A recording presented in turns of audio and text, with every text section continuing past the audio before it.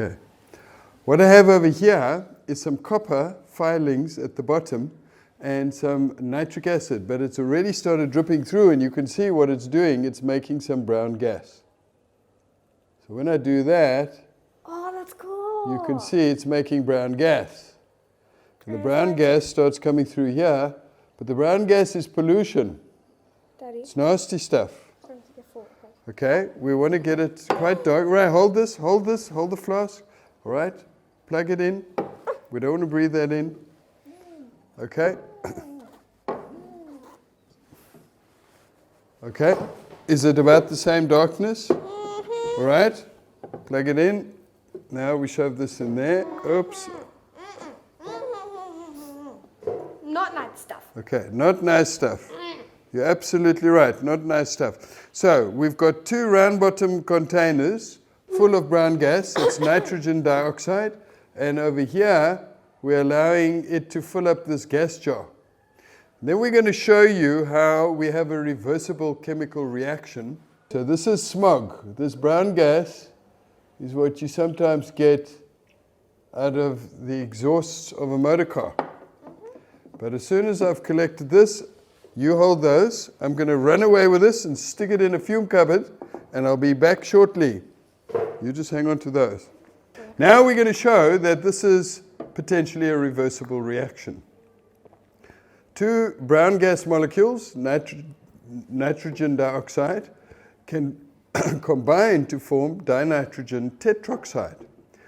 Now, dinitrogen tetroxide has no color to it. That's right. So, I have a kettle full of hot water, and I have some ice water. I'm going to, you're going to go behind the camera now. Thank you. I'm going to shove this in the cold water and the other one in the hot water, and let's see what happens. Okay, you don't need to change anything just for now. We are recording. Okay, I'm going to lift it out. Look what happens. Can you see the hot one goes very dark in color and the cold one goes light in color? Now I'm going to swap them around. What do you think is going to happen? Okay, let's try. Well, heating something up actually is quite quick. Cooling it down takes a bit longer. So I'm going to have to leave it in the cold water a little bit longer. But you can notice how dark this one's gone already.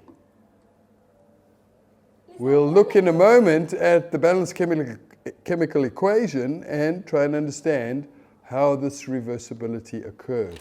Dad, is that boiling water? This is hot water. It's not quite boiling. It's probably about 80, 90 degrees. And this is cold water, probably close to about 4 degrees. So, we're done with that for the moment.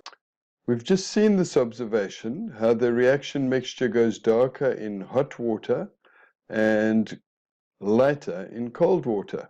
So you can make maybe a diagram like that. And what's the explanation? Well, let's first remember Le Chatelier's principle. Heating favors endothermic.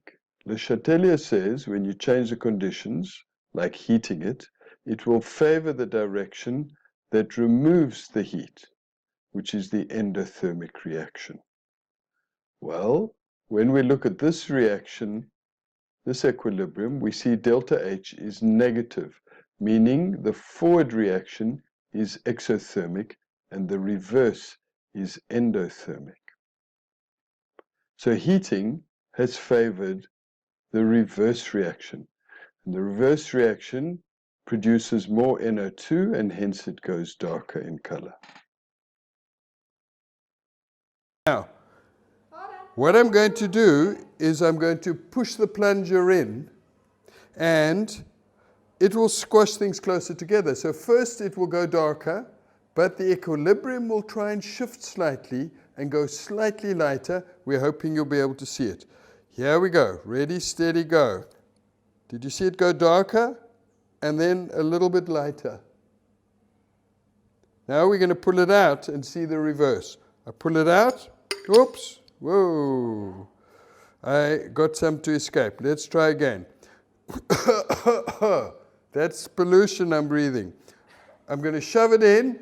Notice it first goes darker and then goes slightly lighter. Now I'm going to pull it out and see if we reverse that. It goes lighter and then a little bit darker.